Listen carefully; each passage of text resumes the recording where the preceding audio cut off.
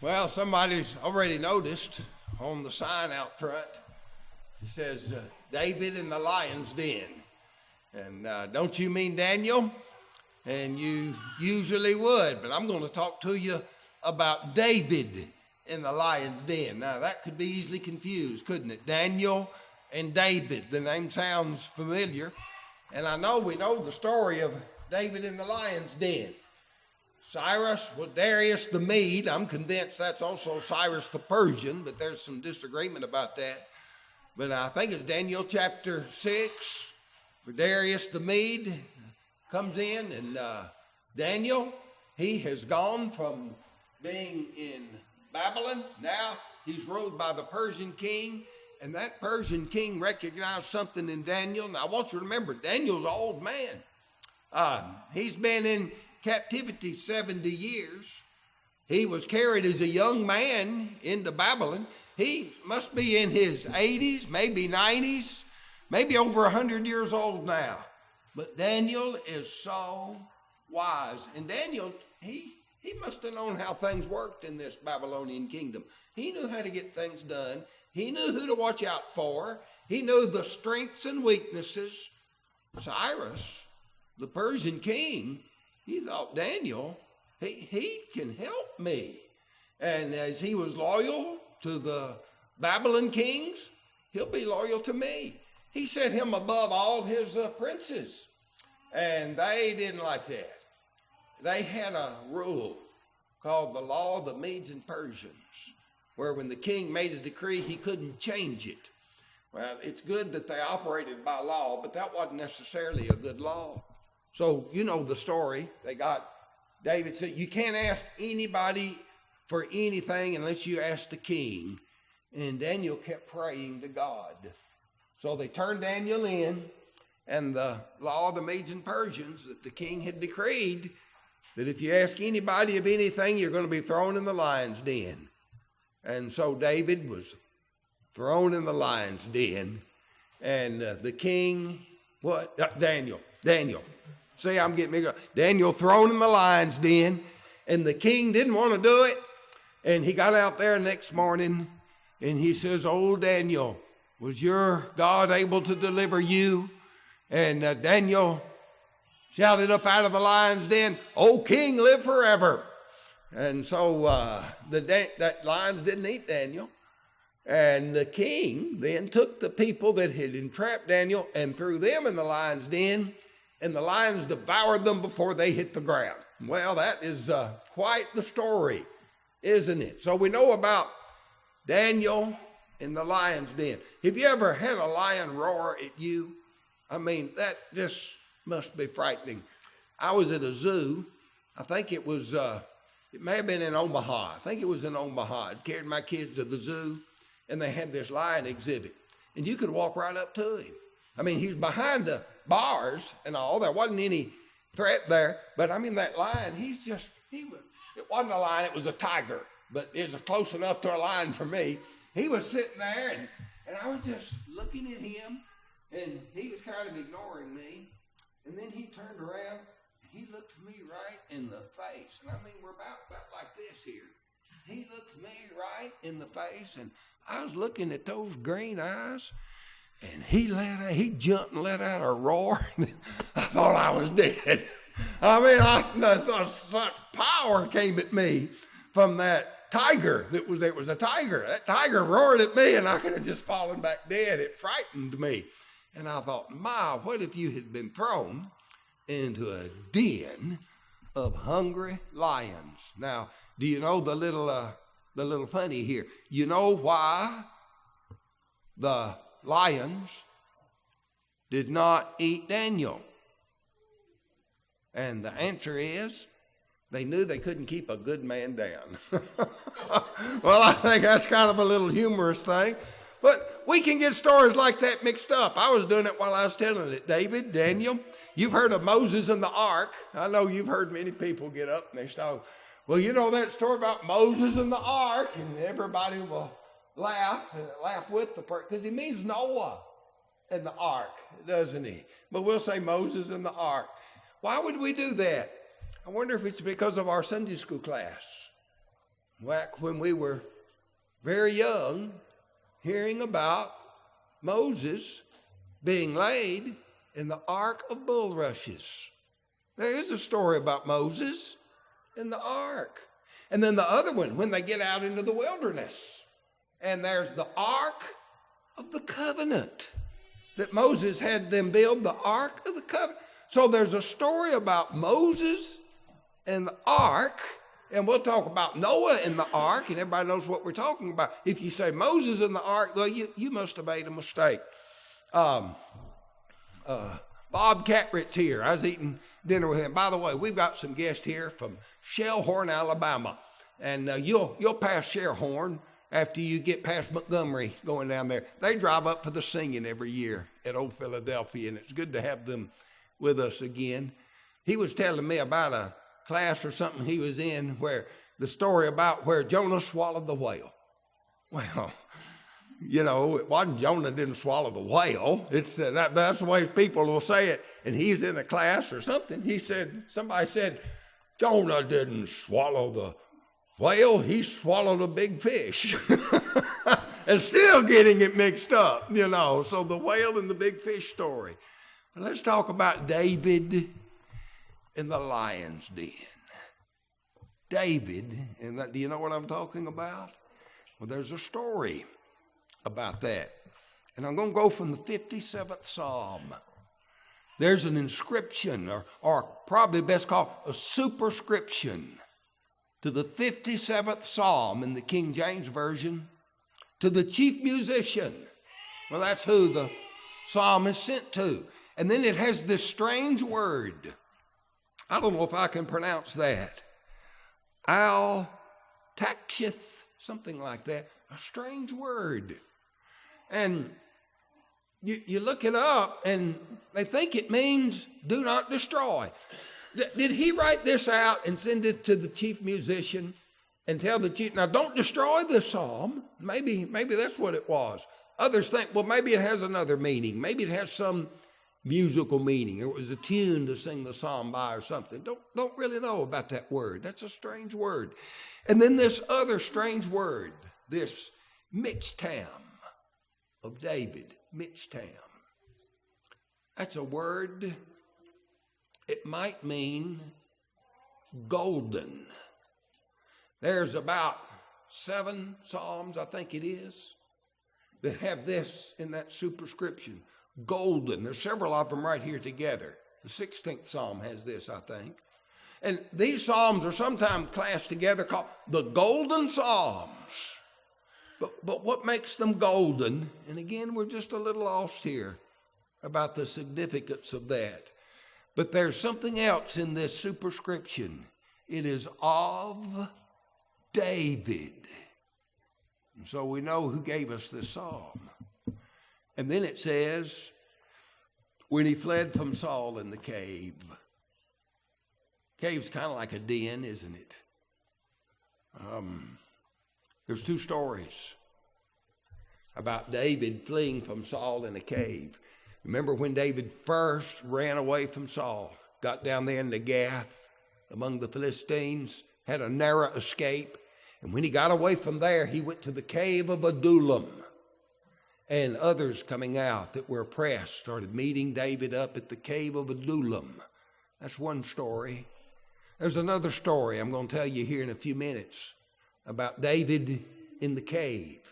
And it's when he was fleeing from Saul, and he went and hid in a cave, and Saul himself entered into that cave and laid down to cover his feet. We'll talk about that in a minute too. You remember that story? It was delivered into David's hands. So I think this is the one that'll fit this. As we read it, you'll see. But here's why we're talking about the lions. First, it says in verse 6 of the 57th Psalm, they digged a pit before me. Into the midst thereof they're fallen themselves. I've always thought of Daniel's lion's den sort of like a pit. Throwing Daniel down into a pit with lions down in the pit. Here they dug a pit to catch a wild beast like a lion, and they were trying to catch David. They fell in their own pit. That's kind of what Saul did when he got in that cave, didn't he? He'd fallen into his own. He was pursuing David, and almost like he walked into his own trap there. But there's something else here in this psalm. In the 3rd verse, he says, "Save me from the reproach of him that would swallow me up." Well, that's what a wild beast would do to you. Swallow you up. That's what a lion would do. But there's something else. And that's in the 4th verse. "My soul is among lions." So think about David in that cave. My soul is among lions. What about these lions? Well, it says their teeth are spears and arrows, and their tongue a sharp sword. So I just kind of pull that together. Let's talk about David in the lion's den. All right? Now, here's the story. 2 Samuel 24. It came to pass when Saul was returning from following the Philistines, that it was told him, saying, "Behold, David is in the wilderness of En-Gedi." Laurie and I got to go to En-Gedi. It's in a terrible, awful country. The lower Judea comes up and it drops off these cliffs, these mountain-sized cliffs dropping down to the Dead Sea. I mean, you drive down the road between the Dead Sea and these cliffs on the right and the Dead Sea on your left. It is desolate. And then you come across En-Gedi. And En-Gedi is a place where fresh water is flowing from that plateau up above, either coming out of the ground or coming across the surface. Clear, beautiful waterfalls flowing down through this cavern, coming down to the Dead Sea, and filled with vegetation. It's a very beautiful area. And you can hike back up through there, and waterfall after waterfall. And as I was there, I noticed all along the bluffs, all down through that area, they're caves. They're caves. It was in one of those caves where this took place. It says he'd come to the wilderness of En-Gedi. Saul took 3,000 chosen men out of Israel, went to seek David, his men, among the rocks of the wild goats. That kind of tells you about that country, doesn't it? Wild goats up on the rocks. Here he comes after David. And it says he came to the sheepcotes, by the way, where there was a cave. Here's what a shepherd would do. He'd take stones and build a stone wall around the entrance to this cave, and the sheep would come through the door, and he would bring them all into this enclosure for their protection, and then they'd have a cave. They sort of like putting them in a barn, but they'd have a cave the sheep could go in and out of. And so he'd modified one of these, and there they were. Well, Saul comes by there, and it says that Saul went in to cover his feet. Now, what does that mean? Well, since I wrote the bulletin article, I think I've learned a little better. I remember years ago that Saul went in there to relieve himself, and that's what it meant by cover his feet. But when you read about what happened, it doesn't sound like that. It sounds like he laid down and took a nap. He'd gone to sleep because David's men are in the cave and they're talking with one another. And David does something to Saul's garment. Sounds like something you could do with somebody's asleep. Saul goes in the cave. Sounds to me like he went to sleep. That cave is guarded. He feels safe. I'll take a little rest here out of the heat in this barren country, in this beautiful place of En-Gedi, and I'll rest up here. And he goes to sleep in the cave. David and his men remain in the sides of the cave. And the men of David said to him, "Behold, the day of the Lord, the day which the Lord said unto thee, Behold, I'll deliver thine enemy into thy hand, that thou mayest do to him as seems good to thee." I mean, David, you got him right here. Well, David rose up, and he creeps over, and he cuts the skirt off of Paul's robe privately. He did this quietly. It came to pass afterward, David's heart smote him because he'd cut off. He didn't even want to do that to him. He felt bad about that. This was going to humiliate Saul. So he said to him, The Lord forbid that I should do this thing unto my master, the Lord's anointed. To stretch forth my hand against him, saying he's anointed of the Lord. David respected the fact that God had made Saul king. And he did not feel like it was with him to take the initiative to change that as long as Saul lived. David stayed his servants with these words and suffered them not to rise against Saul. But Saul rose up out of the cave and went his way. He didn't know David had cut the skirt off that robe. Well, David also arose afterward and went out of the cave and cried unto Saul, saying, My Lord the king. And when Saul looked around behind him, David stooped with his face to the earth and bowed himself. And David said to Saul, Wherefore hearkenest thou to men's words, saying, Behold, David seeketh thy hurt? They tell Saul, David's after you. You better get him. Why are you listening to men saying things like that? He said, Behold, this day thine eyes have seen how that the Lord delivered thee today into mine hand in the cave, and some bade me to kill thee, but mine eye spared thee. I said, I'll not put forth my hand against my Lord. He's the Lord's anointed. Moreover, my father, see, yea, the skirt of thy robe in thy hand, for I cut it off, the skirt of thy robe, and killed thee not. And just see Saul thinking, what? And looking. Well, I've got it right here. Saul, that proves it.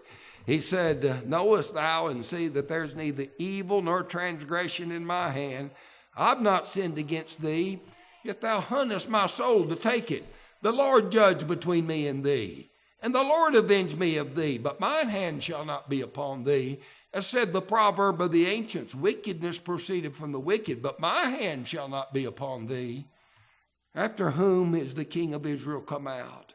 After whom dost thou pursue? After a dead dog? After a flea? The Lord therefore be judge, and judge between me and thee, and see, and plead my cause, and deliver me out of thy hand.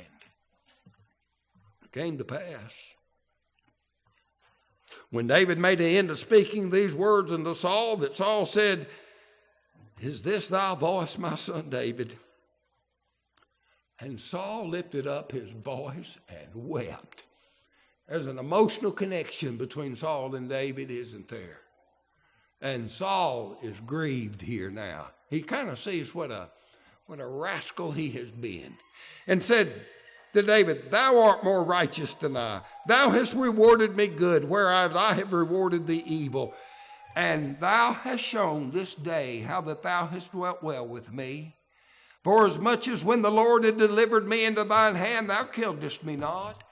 For if a man find his enemy, will he let him go well away? Wherefore the Lord will reward thee good for that which thou hast done unto me this day. And now, behold, I know well, thou shalt surely be king, and that the kingdom of Israel shall be established in thine hand. Swear therefore unto me by the Lord that thou wilt not cut off my seed after me, that thou wilt not destroy my name out of my father's house. And David sware unto Saul, and Saul went home, but David and his men got them up into the hold. Well, that's the story. Let's go to the psalm. Holy Spirit comes to David and says, Now, since you've experienced this, I want you to write these words. And David prays to God. He looks to God for his help. Be merciful unto me, O God. Psalm 57:1. Be merciful unto me, for my soul trusteth in thee. Mercy and trust. In the shadow of thy wings will I make my refuge till these calamities be overpast. I think of a bird in her nest, and the storm comes up, and what's the bird do? It covers her wings out over the little baby birds and covers them from the storm that is coming by until the storm is past. David's great grandfather had said something almost identical to this. He saw Ruth gleaning in the fields and found out that this was that Moabitess woman that had come to care for old Naomi, who had returned to Bethlehem. And Boaz said to her, this is before he knew her very well, he said, but he'd heard of her. He knew she was a virtuous woman. He said, don't go graze in the fields of the young man. He said, you can just graze in my. He told the men, you leave some for her, so she has plenty. And he talked about the Lord, under whose wings thou hast come. God spreading his wings over her to protect her. Well, she's later going to turn that on Boaz, say, you spread your skirt over me. Same word, wings. You spread your wings over me, Boaz. Well, David uses these words in this psalm. In the shadow of thy wings will I make my refuge. I will cry unto God Most High, and the God that performeth all things for me. He shall send from heaven. See, that's where goodness comes. God's in heaven, and he can send his angels from heaven to us to help us. He will send from heaven and save me from the reproach of them that would swallow me up. Selah. God shall send forth his mercy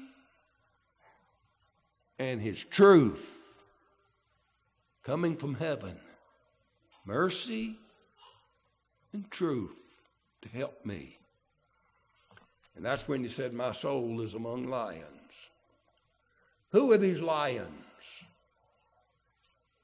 Is it Saul and his men?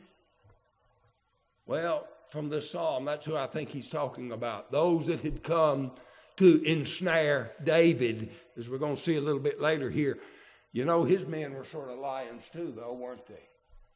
But they said, David, get him. You can kill him now. David did not have that kind of heart. But those men, remember those sons of Joab? Those sons of Zeruiah, Joab and Abishai and those other men, fierce men of David. Fierce. That's what I'm thinking we're talking about here. I'll lie among them that are set on fire. I think of that tiger that just blew up in my face. It's like he was on fire. The fierceness of these men. Well, that would include Saul's men. That may have included some of his own men that he was among in that cave.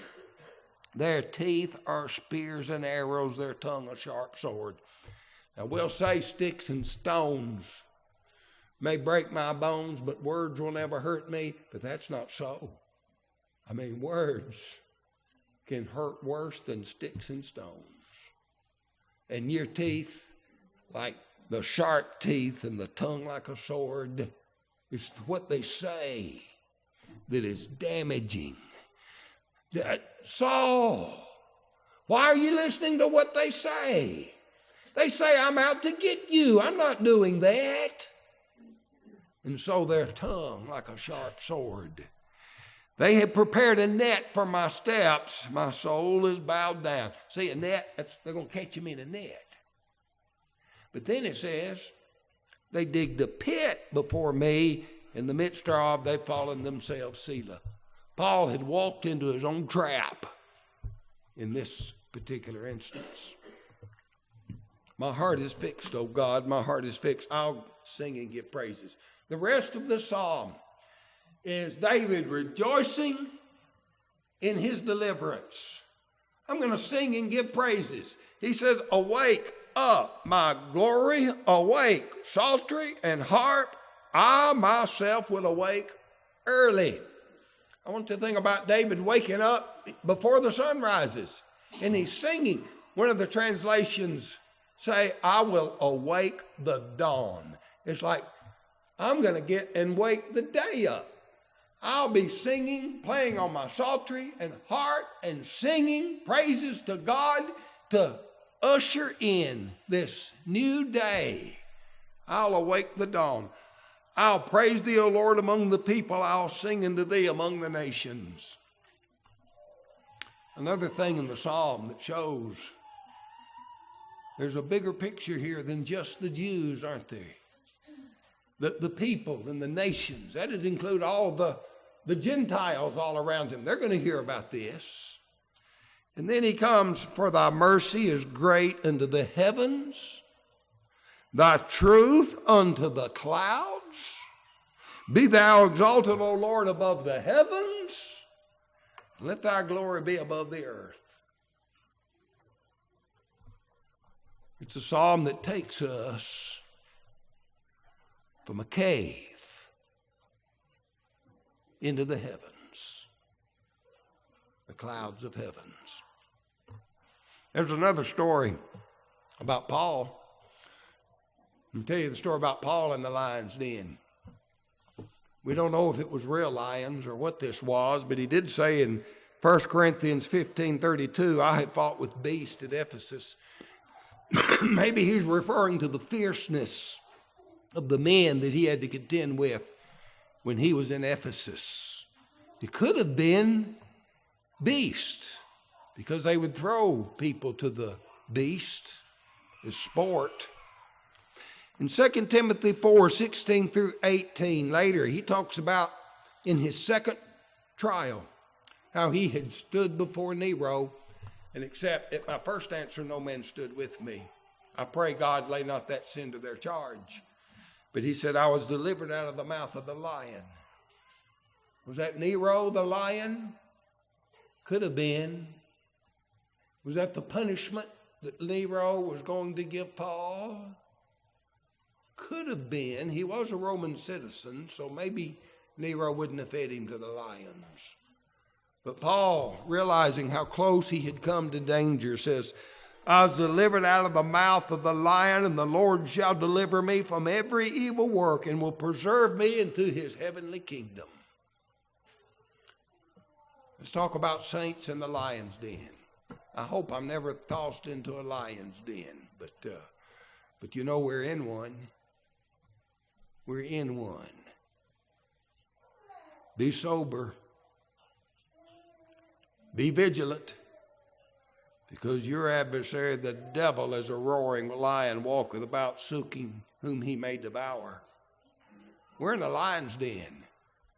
The devil's looking for a chance to pounce on us. You be careful. We read in 2 Peter 2 and verse 9, the Lord knoweth how to deliver the godly out of temptations, and that is out of trials, and to reserve the unjust unto a day of judgment to be punished. The lion's den. Daniel, David, Paul, and me. You can say that. Me, you. Devil, like a roaring lion. We can do like they did and depend on the Lord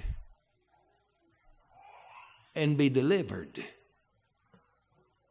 Isn't that beautiful stories with great comfort for us? So, I'm going to extend the invitation. You need the Lord. You need to come to the Lord. Look for his mercy. Look for his truth. He will save you. The fact that he will save you means you're in danger. And he can deliver you from that danger. You do your part. He'll do his part. So repent and be baptized for the remission of your sins.